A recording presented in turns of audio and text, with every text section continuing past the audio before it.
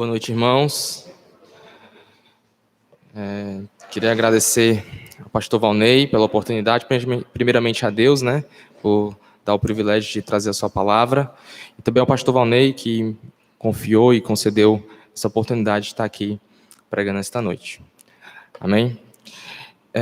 Antes de começar a leitura do texto, eu queria orar com os irmãos para começar a mensagem. Amém? Senhor, meu Deus, Pai, soberano, eterno, magnífico Senhor, muito obrigado por esta noite, por cada um que está aqui para cultuar a Ti, para Te adorar, para estar aqui em comunhão contigo, comunhão uns com os outros. Muito obrigado, Senhor, por cada um que o Senhor trouxe, por cada um que está na transmissão assistindo. O Senhor é um Deus misericordioso e realmente tem nos sustentado até aqui. Muito obrigado por tudo, Senhor. Abençoa desde já esse momento da palavra, que o Senhor possa ter misericórdia de mim e fazer com que a Tua palavra, e tão somente a Tua palavra, seja pregada. Nos ajuda, nos ensina, abre o coração de cada um que está aqui, que a mente, o coração, o entendimento, Senhor, possa realmente ser aberto para a Tua palavra e que eu possa trazer uma explicação bem didática possível para que as pessoas possam entender a Tua palavra, Senhor. Então me ajuda, toma cada um de nós, nos livra de falsos ensinos, de falsos conhecimentos e que somente o Teu Evangelho possa ser pregado esta noite aqui. Em nome de Jesus, amém. Irmãos, a gente vive num mundo onde muitos valores são estabelecidos. Muitas pessoas onde nós vivemos, onde nós estamos constantemente convivendo neste mundo, somos um mundo onde todo mundo tem um certo tipo de valor. A gente vê um jogo de futebol, torcidas, times, onde pessoas matam e morrem por time de futebol, onde pessoas... eu me lembro uma vez, um time ia cair para a segunda divisão, um torcedor subiu e quis pular de cima do estádio para morrer porque o time dele estava descendo para a segunda divisão.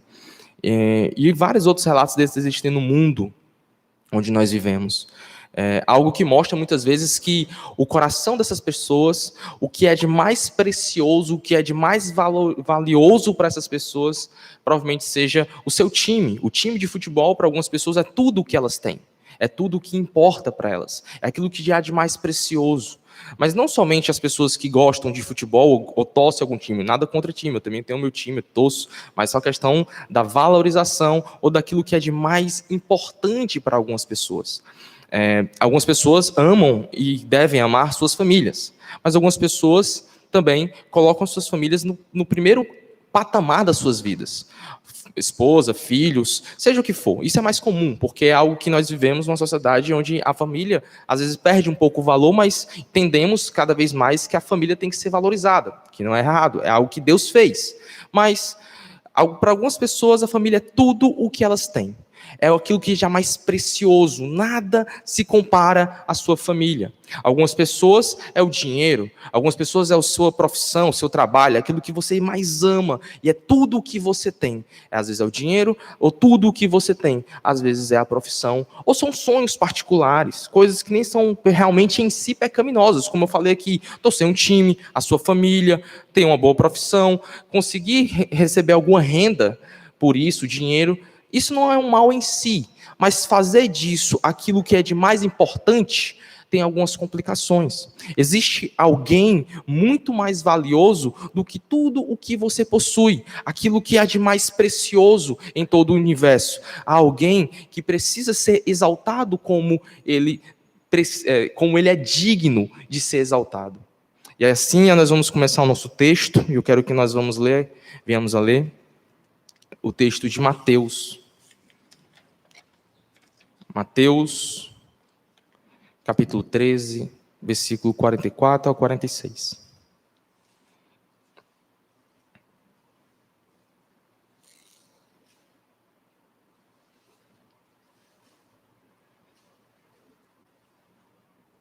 Mateus 13, versículo 44 ao 46. Amém? Assim diz a parábola contada por Jesus. O reino dos céus é semelhante a um tesouro, oculto no campo, o qual certo homem, tendo achado, escondeu. E transbordante de alegria, vai, vende tudo o que tem e compra aquele campo.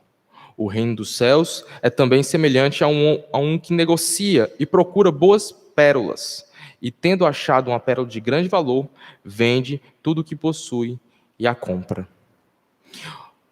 A parábola, ela tem um sentido de atribuir um valor ao reino de Deus, ou ao reino dos céus. Creio que são sinônimos. Reino de Deus e reino dos céus são palavras sinônimas.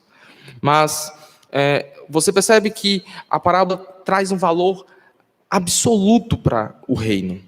Em que sentido? Ao sentido de que o reino é semelhante a algo de tão precioso que existe, que há, quando alguém o encontra, o que essa pessoa faz? Nos dois casos é semelhante. Ele vende tudo o que tinha. Tudo. Vende tudo o que possui ou tudo o que tem para comprar aquilo que é mais valioso. Assim se assemelha ao reino de Deus. A ideia do reino, para mim, ela passa... O reino de Deus ele tem um aspecto político, certo? Isso é óbvio. Haverá um reino político. Existe um aspecto também espiritual deste reino. Mas esse reino ele se expressa de uma forma perfeita. A expressão máxima desse reino é Jesus. Jesus Cristo é a expressão máxima desse reino. Por quê? Porque ele é o rei desse reino. Onde o rei está, o reino está lá. Lá em Lucas, abram aí comigo, por favor. Lucas, capítulo 8, versículo 1. Lucas 8, 1.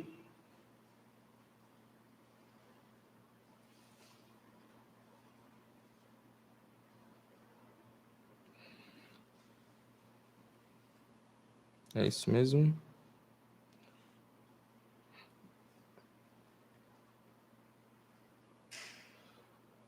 Olha o que diz. Depois disso, Jesus ia passando pelas cidades e povoados, proclamando as boas novas do reino de Deus. Os 12 estavam com ele.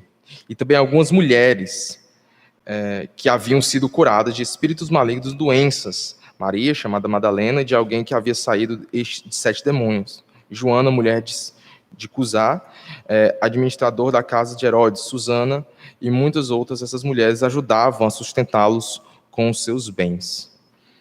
A parábola, essa passagem aqui, fala que Jesus estava indo, passando, anunciando as boas novas do reino, a qual ele é a mensagem. Ele chega e fala sobre o arrependimento, o Messias, aquele a qual era esperado.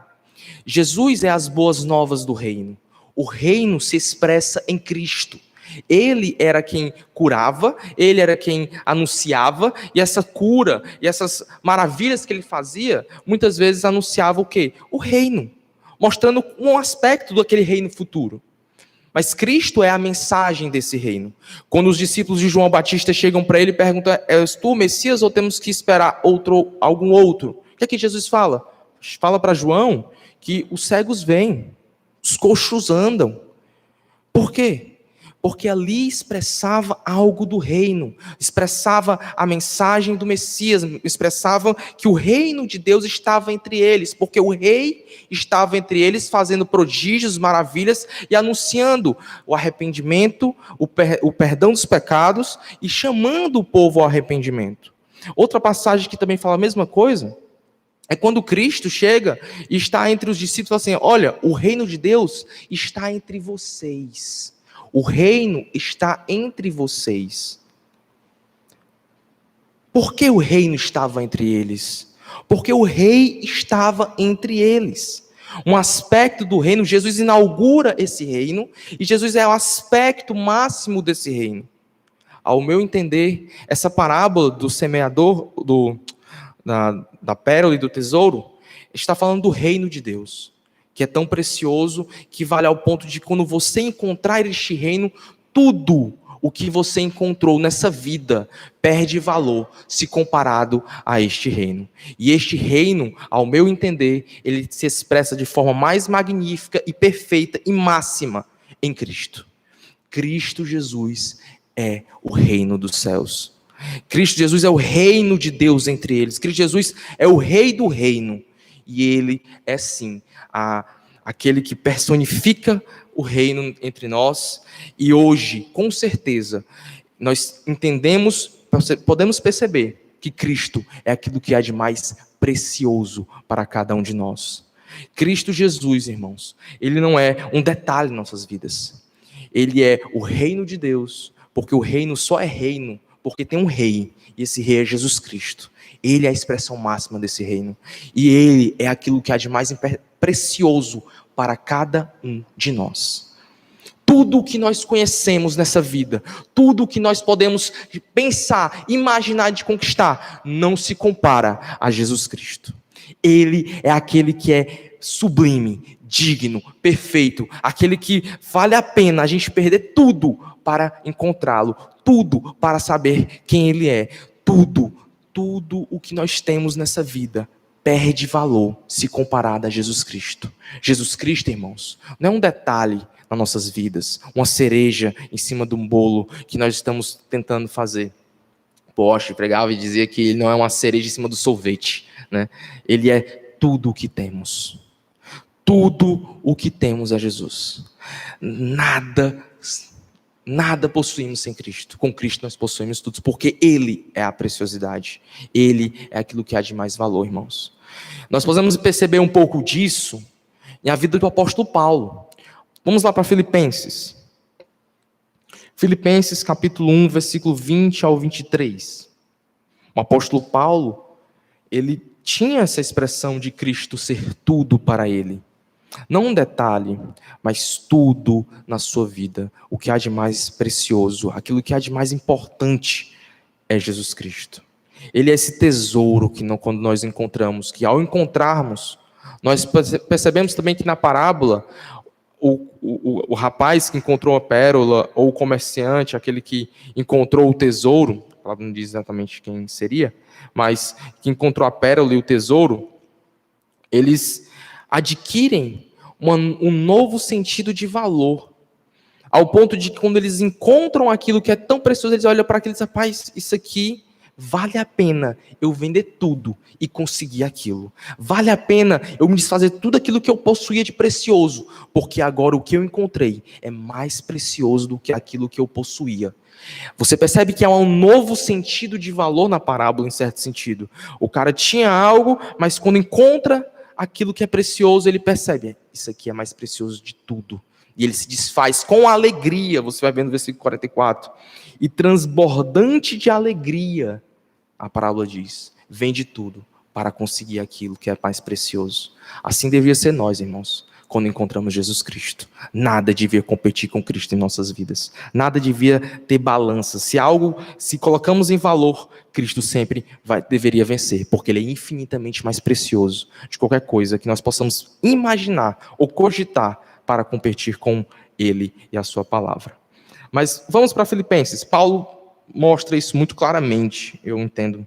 Olha o que Paulo diz, Filipenses 1, versículo 20 ao 23. Paulo diz assim: segundo a minha ardente expectativa e esperança de que em nada serei envergonhado, antes, com toda a ousadia, como sempre, também agora será Cristo engrandecido no meu corpo, quer pela vida, quer pela morte. Porquanto, para mim, o viver é Cristo e o morrer é lucro. Entretanto, se o viver na carne traz fruto para o meu trabalho, já não sei o que hei de escolher. Ora, de um outro lado, estou constrangido, tendo o desejo de partir e estar com Cristo, o que é incomparavelmente melhor. Viver é Cristo e o morrer é lucro. Esse é o dilema do apóstolo Paulo.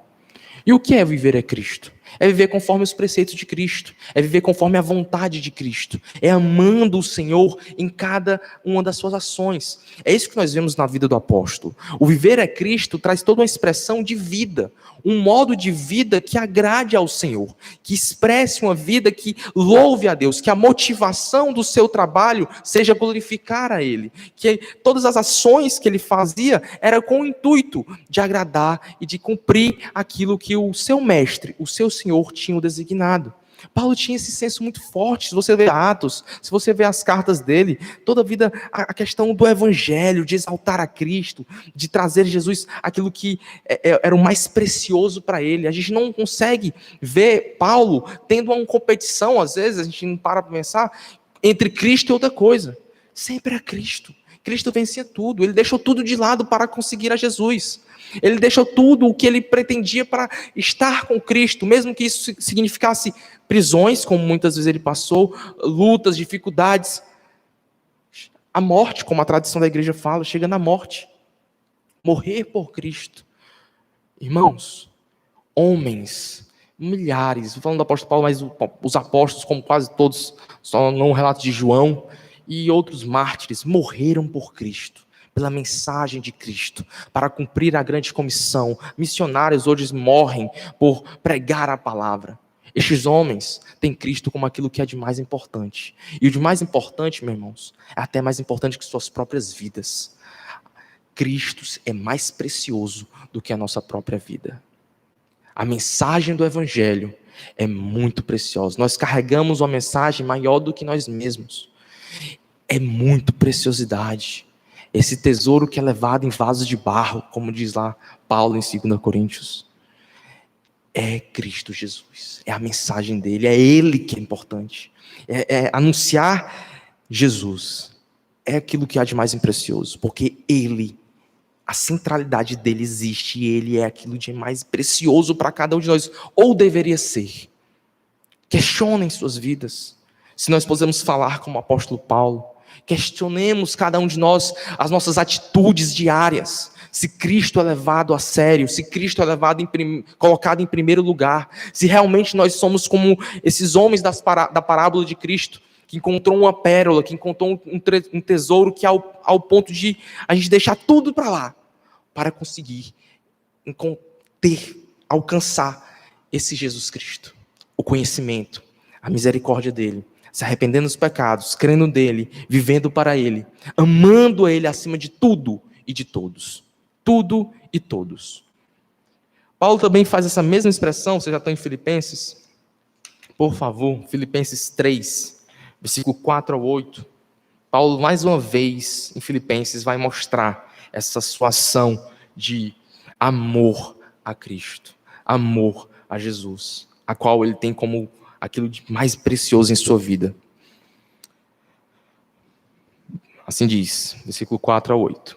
Bem que eu poderia confiar também na carne. Se qualquer outro pensa que pode confiar na carne, eu ainda mais.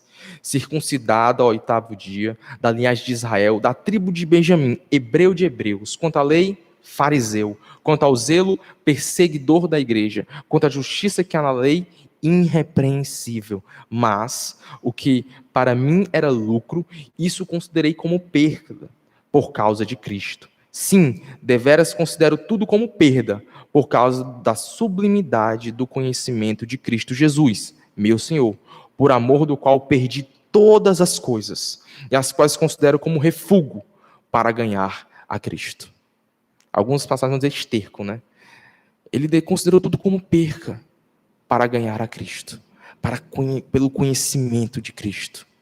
Esse é o apóstolo Paulo mostrando mais uma vez em suas palavras e em suas ações. É importante lembrar disso. Paulo não era só um demagogo. Ele não apenas discursava e não praticava. Pouca prática e muito discurso. Paulo pregava o que vivia.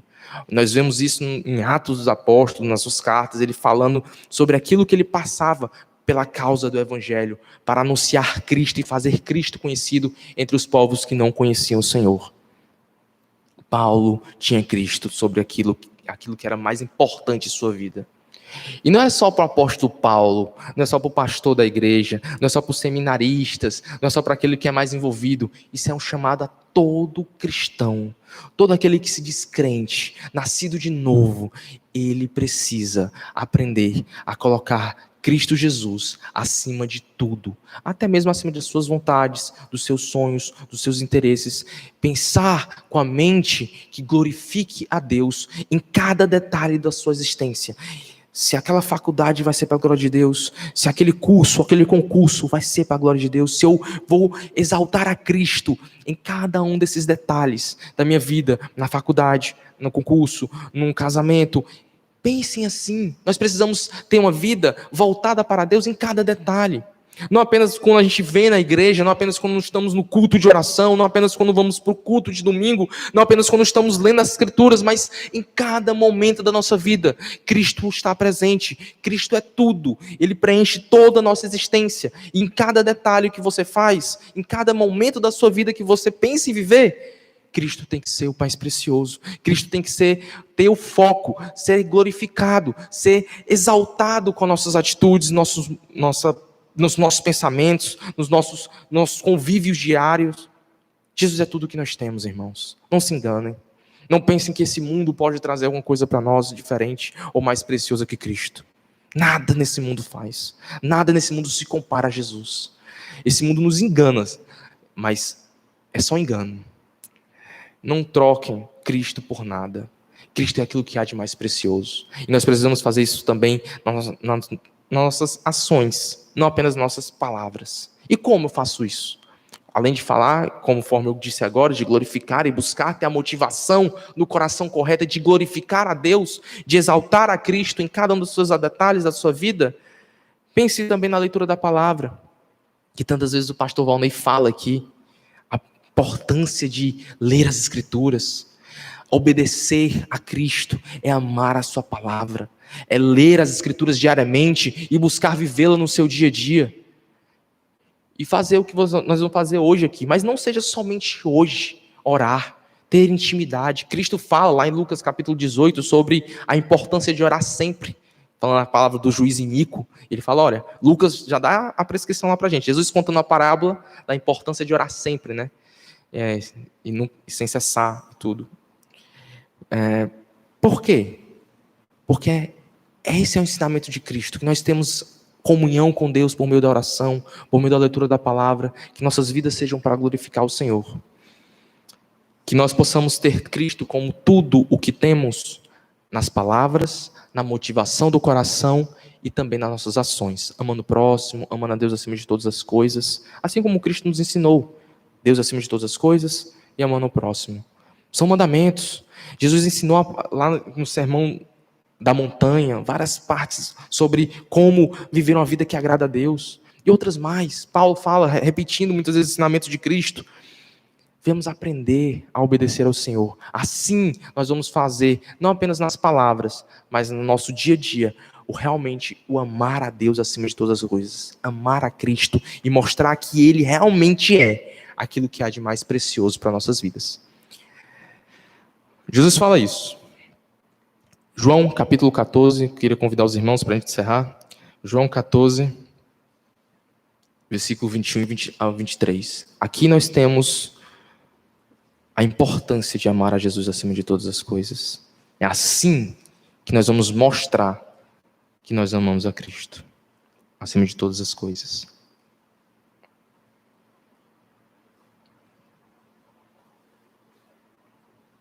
João 14, versículo 21 ao 23 diz assim: aquele que tem meus mandamentos e os guarda, esse é o que me ama. E aquele que me ama será amado de meu Pai, e eu o amarei, e me manifestarei a ele. Disse-lhe Judas, não Iscariotes: Senhor, de onde vem, e que te has de manifestar a nós e não ao mundo? Jesus respondeu, e disse: se alguém me ama, guardará a minha palavra, e meu Pai o amará, e viveremos para ele, e faremos nele morada. Se alguém me ama, guardará a minha palavra. E ele fala que quem ama ele também obedece os seus mandamentos. Ele que os guarda, né? Então, que nós vemos a ter Cristo como aquilo que é realmente aquele que é o mais precioso em nossas vidas, irmãos. Nós vamos a meditar nisso e pensar nisso diariamente. Que Jesus não venha a ser um detalhe, mas realmente venha a ser tudo. Isso requer atitudes, requer desprendimento muitas vezes, requer um comprometimento maior com a leitura da sua palavra, a observação da sua palavra, a vida de oração. Que não venha a ser, como eu disse, somente quarta-feira, mas venha a ser todos os dias. O orar sem cessar é uma ideia que nós possamos ter esse espírito de oração diariamente. O pastor Vana até explicou isso aqui já umas quartas-feiras. Que nós possamos ter esse espírito de oração e ter esses momentos diários também de oração, de parar, de orar, A gente tem relatos de homens de Deus que tinham muitas coisas para fazer, eles acordavam 4 horas da manhã para poder ficar 3, 4 horas de oração. A gente tem relatos desse na história da igreja e outros homens assim que tinham. Por quê? Porque era atarefado o dia. Então, a gente, como o pastor Vanei fala, tem um tempo desse também, né? Que às vezes a gente fica até madrugada estudando para uma prova, para um concurso, para uma coisa do tipo, porque é algo que a gente quer muito, é aquilo que a gente está tendo realmente buscando, mas para a leitura da palavra, chega um pouco mais cansado, não quer ler. Cheguei cansado também, não vou orar hoje. Amanhã chega de novo, aí só vai orar no final de semana. E aí vai, nesse sentido, mostrando que Jesus não é tão precioso assim para você. Nós não venhamos a fazer isso. Jesus é aquilo que há de mais importante, irmãos. Nós não venhamos a negligenciar os seus mandamentos, nem a sua palavra, que envolve leitura da palavra e oração, e amar uns aos outros, viver a vida do Evangelho no seu dia a dia. Amém? Vamos orar, irmãos. Senhor, meu Deus, Pai, soberano, eterno, magnífico Senhor, muito obrigado por esta noite, pela Tua palavra, pelos Teus ensinamentos, pelo Teu Evangelho, Senhor. Muito obrigado. Que nós, cada um de nós aqui, venhamos a entender a importância realmente de colocar o Senhor acima de todas as coisas. Que nós não venhamos a fazer ídolos no coração. Que Cristo realmente venha tomar o seu lugar de primazia em nossas vidas. Que Ele venha ser o primeiro em nossa mente, em nosso coração. Que as motivações da nossa vida possam realmente ser para glorificar a Ti. Que exaltar a Cristo nelas. Que nós não venhamos a negligenciar isso. Senhor, molda nossos corações, nossas mentes para pensar uma mente como Paulo falava, de viver a Cristo e morrer a lucro. Onde tudo nós temos como perca para alcançar, para ganhar a Cristo. Então, em nome de Jesus, Pai, só posso fazer cada cristão aqui, cada crente, ter esse entendimento, que nós, todos nós, Pai, possamos viver isso no dia a dia, nas nossas vidas. Em nome de Jesus, muito obrigado por esta noite. Te louvamos, abençoa o restante do culto, de oração. Em nome de Jesus, amém.